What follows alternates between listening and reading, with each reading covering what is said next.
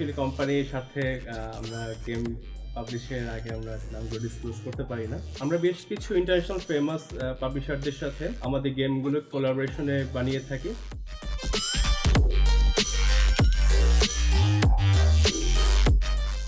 তো এই পলিগনগুলো আসলে একটা গেমের ক্যারেক্টার বা এনভায়রনমেন্ট যাই আপনারা স্ক্রিনে দেখে থাকেন সেটা স্কেলেটনটা তৈরি করে। এর উপরে শেডিং বা টেক্সচার ম্যাপিং দিয়ে কালার বা এর আউটলুকটা কেমন হবে সেটা ডিফাইন করা হয়। তো এই পলিগনগুলো মেইনলি ক্যালকুলেট করে একটা জিপিইউ।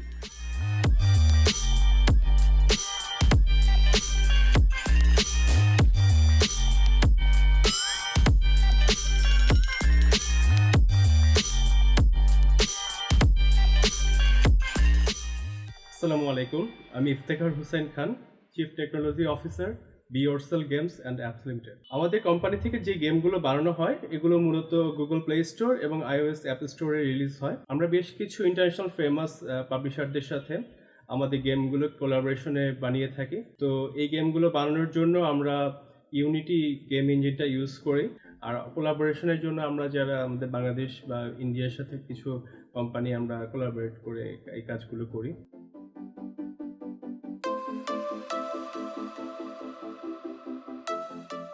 ইফতেখার ভাইরা তাদের স্টুডিওতে গেম ডেভেলপমেন্টের জন্য ব্যবহার করেন মেইনলি ইউনিটি ইঞ্জিন। এই বিল্ডটার প্ল্যানিং এর সময় আমরা দেখছিলাম ইউনিটি ইঞ্জিনের মিনিমাম রিকোয়ারমেন্টস কি। লেখা আছে একটা X64 প্রসেসর যেটা SSE2 সাপোর্ট করবে। SSE2 হচ্ছে স্ট্রিমিং SIMD এক্সটেনশন সেট 2।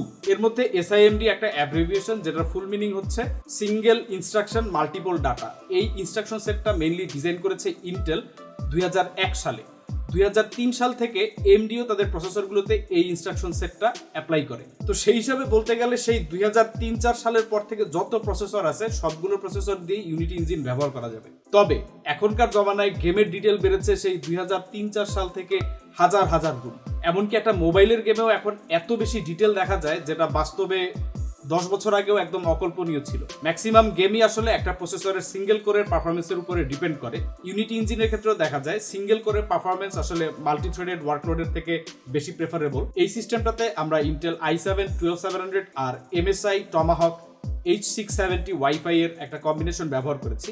এখানে এই প্রসেসরটা আমরা যখন কিনেছি সেটার দাম ছিল 38,000 টাকা আর মাদারবোর্ডের দাম ছিল 22,000 টাকা। গেম ডেভেলপমেন্টের জন্য দুইটা ইঞ্জিন খুব বেশি পপুলার, একটা হচ্ছে আনরিয়েল ইঞ্জিন আর একটা হচ্ছে ইউনিটি ইঞ্জিন। এর মধ্যে ইউনিটি ইঞ্জিনটা ইন পার্টিকুলার ইন্ডি গেম ডেভেলপারদের মধ্যে অনেক বেশি পপুলার।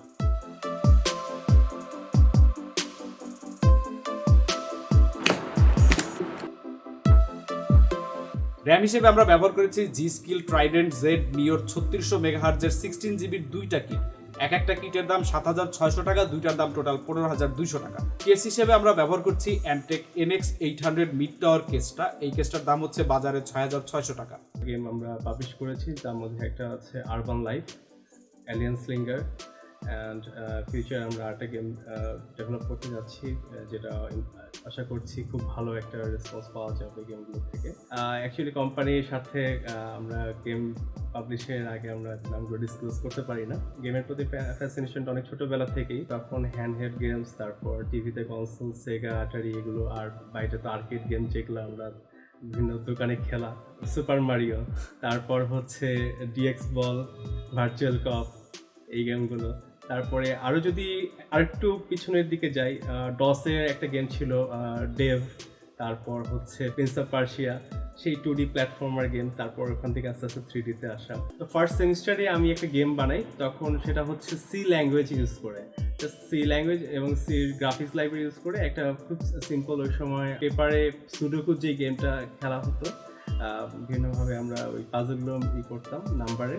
তো সেই জিনিসটাই আমি ট্রাই করলাম যে হলো আমি কম্পিউটারে বানাবো। তখন থেকে আর আমি অনেক অ্যাপ্রিসিয়েশন পেয়েছি আমার ভার্সিটির সিনিয়র ব্রাদার এবং আমার টিচারদের কাছ থেকে। প্রাইমারি স্টোরেজ হিসেবে আমরা ব্যবহার করছি স্যামসাং 980 1TB একটা NVMe SSD, যেটা একটা জেন 3 এসএসডি, এটার দাম 10,200 টাকা। এখন এখানে হয়তো একটা জেন 4 এসএসডি ব্যবহার করা যেত, কিন্তু সেক্ষেত্রে বাজেট আরেকটু বাড়ানো দরকার হতো। আবার এখানে একটা জেন 3 এসএসডি যে খুব বেশি পারফরমেন্স বটলনেক করবে ব্যাপারটা এমনও না। একটা বড় স্টোরেজের জেন 3 আর জেন 4 এসএসডি এর মধ্যে দামের তফাৎটাও কিন্তু মোটামুটি ভালোই। কুলার হিসেবে যে এআইওটা আমরা এই সিস্টেম ব্যবহার করছি সেটা হচ্ছে লিয়ান লি গ্যালাহাড 240mm এর অল ইন ওয়ান কুলার। এটার দাম 11,500 টাকার মতো। এটার দুইটা ভেরিয়েন্ট আছে, একটা হোয়াইট একটা ব্ল্যাক। আর টোটাল সিস্টেমটা একটা ব্ল্যাক অ্যাকসেন্টের মধ্যে রাখার জন্য এই কুলারটার ব্ল্যাক অ্যান্ড হোয়াইট দুইটা ভার্সনের মধ্যে আমরা ব্ল্যাকটা বেছে নিই।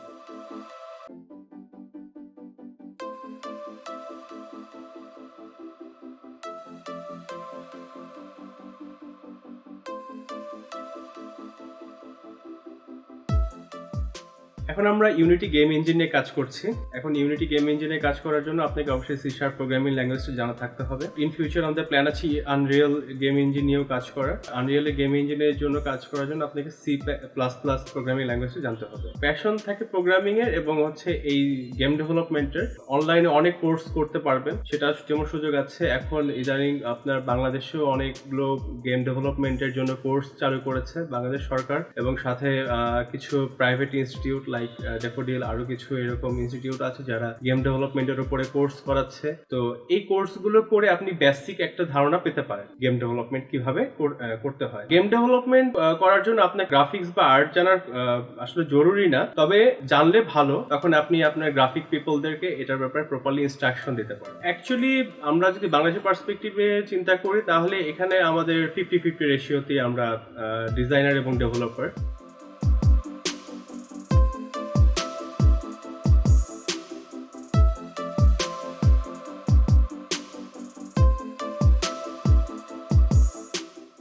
এই সিস্টেমটাকে পাওয়ার আপ করার জন্য ব্যবহার হচ্ছে Corsair RM750 ওয়াটের একটা 80+ গোল্ড রেটেড পাওয়ার সাপ্লাই। এটার দাম হচ্ছে বর্তমান বাজারে 12,000 টাকার মতো। এটা একটা মডিউলার পাওয়ার সাপ্লাই, কাজেই এটা সেট আপ করার আগে পেছনের কেবলগুলো অ্যাটাচ করে তারপরে কেসের ভেতরে মাউন্ট করলে পরে পরবর্তীতে কাজে একটু সুবিধা পাওয়া যায়।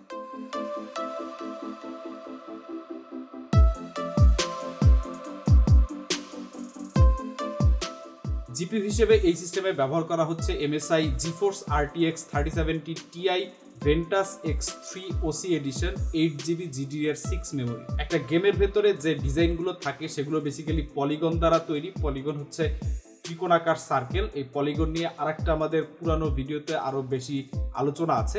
তো এই পলিগনগুলো আসলে একটা গেমের ক্যারেক্টার বা এনভায়রনমেন্ট যাই আপনারা স্ক্রিনে দেখে থাকেন সেটা স্কেলেটনটা তৈরি করে। এর উপরে শেডিং বা টেক্সচার ম্যাপিং দিয়ে কালার বা এর আউটলুকটা কেমন হবে সেটা ডিফাইন করা হয়। তো এই পলিগনগুলো মেইনলি ক্যালকুলেট করে একটা জিপিইউ। সো একটা গেম যত বেশি ডিটেইলড হয় দেখা যায় ওই গেমটা ডেভেলপ করতে একটা জিপিইউর রিকোয়ারমেন্ট তত বেশি হয়ে থাকে। ইউনিটি ইঞ্জিনের থেকে আবার আনরিয়েল ইঞ্জিনে একটু বেশি রিকোয়ারমেন্ট ডিমান্ড করে। আমরা আনরিয়েল ইঞ্জিনে দেখি একটা 980 জিপিইউ হলেই হয়তো তার মিনিমাম রিকোয়ারমেন্টটা হয়ে যাচ্ছে, কিন্তু যত জিপিইউতে আপনি বেশি ইনভেস্ট করবেন আপনার এই ধরনের ডিজাইন ডিটেইলিংয়ে আপনার হাতে হর্স পাওয়ার তত বেশি থাকবে।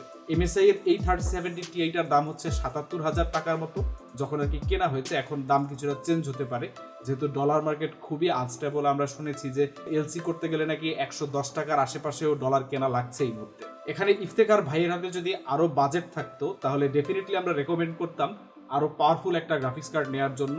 যদি একটা 3080 Ti বা 3090ও নেওয়া যেত তাহলে ভালো হতো। তবে মোবাইল বেসড যে গেমগুলো ওনারা ডেভেলপ করে থাকেন তার যে টেক্সচার ম্যাপিং এবং ডিটেল রয়েছে সেটার কাজ করার জন্য 3070 Ti আমার মনে হয় গুড এনাফ। ইফতেখার ভাই অবশ্য শেয়ার করেছেন যে সামনে তারা আনরিয়েল ইঞ্জিনে আরো ডিটেল গেম ডেভেলপ করতে চান। তো সেই দিক থেকে চিন্তা করলে যদি আপগ্রেড পাথ হয় তাহলে একটা জিপিইউর দিকেই আগানো বেশি সমীচীন হবে।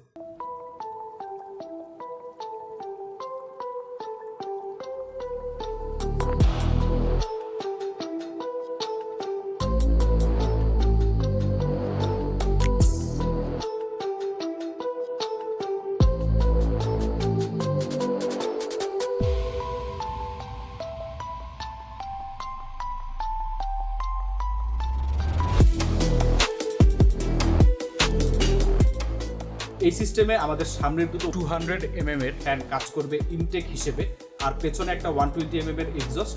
এছাড়া কুলারের উপরে যে দুটো ফ্যান রয়েছে সে দুটো হচ্ছে এক্সস্ট।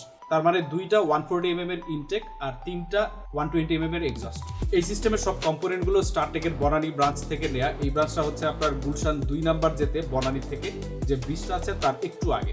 ইফতেখার ভাইয়ের অফিস বাড়িধারায় এবং ওনার থেকে ওই ব্রাঞ্চটা কাছে হয়, এই জন্য উনি ওখান থেকে সব কম্পোনেন্টগুলো নিয়ে আসেন, আমরা জাস্ট বিল্ড করে দিই। নর্মাল মোবাইল প্ল্যাটফর্মের জন্য লো পলির যেগুলো ছোট গেম আর যেগুলো রেন্ডারিং করতে আপনার বেশি সময় বা পারফরমেন্সের দরকার পড়ে না, বাজারে আমাদের ধরেন লাখখানি টাকার মধ্যে যে পিসিগুলো বিল্ড করা যায়, দ্যাটস এনাফ। এবং এর সাথে আরেকটা যেটা ফ্যাক্ট হচ্ছে, আমরা তো শুধু গেম ডেভেলপই করি না, গেম টেস্টিংও করি। কি ধরনের গেমগুলো বানাবো মার্কেট অ্যানালাইসিস করে সেই ধরনের গেমের এখানে রিপোর্ট জেনারেট করতে হয়। আপনি যদি ডেভেলপার ভালো হয়ে থাকেন, ডিজাইনার ভালো হয়ে থাকেন, অনেক সময় এমনও হয় যে অনেক লোয়ার এন্ড পিসি থেকেও তারা অনেক ভালো আউটপুট জেনারেট করতে পারে।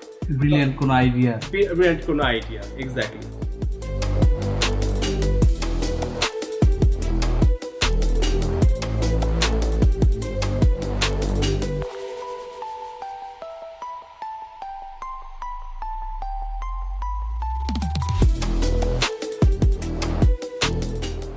এখন এই ইন্ডাস্ট্রিটা গ্রোয়িং, নতুন নতুন এখানে ইনভেস্টররা আসছেন, শুধু বাংলাদেশ না, বাংলাদেশের বাইরের থেকেও অনেক ইনভেস্টররা বাংলাদেশে ইন করছেন, যারা আসলে আমাদের এখানকার ম্যান পাওয়ারটা কাজে লাগিয়ে তারা ভালো কিছু গেম ডেভেলপ করতে চায়। সো আপনি এখন যখন এই সেক্টরে আসবেন তখন আপনি হয়তো কিছু ডিফিকাল্টিস ফেস করবেন, হয়তো প্রপার গাইডেন্সটা পাচ্ছেন না, বাট আপনি যদি লেগে থাকেন, আই হোপ যে এখান থেকে অনেক ভালো একটা আপনি ক্যারিয়ার আপনি তৈরি করতে পারবেন। আমাদের কাছে প্রচুর বিল্ডের রিকোয়েস্ট আসে, কিন্তু যখন আমরা সিলেক্ট করি কোন বিল্ডের কন্টেন্টটা আমাদের চ্যানেলে যাওয়ার মতো, তখন আমাদেরকে কিছু ক্রাইটেরিয়া দেখতে হয় যে এইটার ভেতরে কি কি কম্পোনেন্ট ব্যবহার করা হচ্ছে, এটার পেছনে থটস কি, কোন পারপাজে এই বিল্ডটা বানানো হচ্ছে।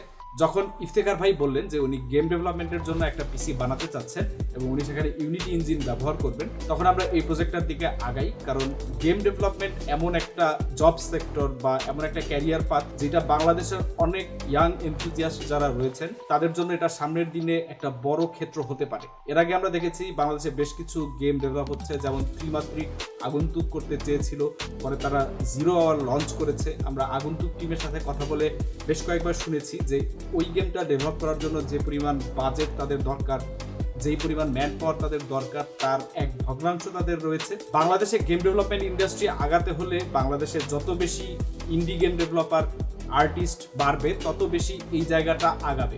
এখনই আমাদের এখানে বেশ কয়েকটা এজেন্সি রয়েছে যারা ইউরোপিয়ান বা আমেরিকান কয়েকটা কোম্পানির সাথে কাজ করছে, যেমন ইফতেখার ভাইয়ের কোম্পানিটা। তো সেই হিসেবে বলতে গেলে আজকে থেকে 5 বছর পর আশা করা যায় এই ইন্ডাস্ট্রিটা আরো অনেকটা বড় জায়গায় চলে আসবে।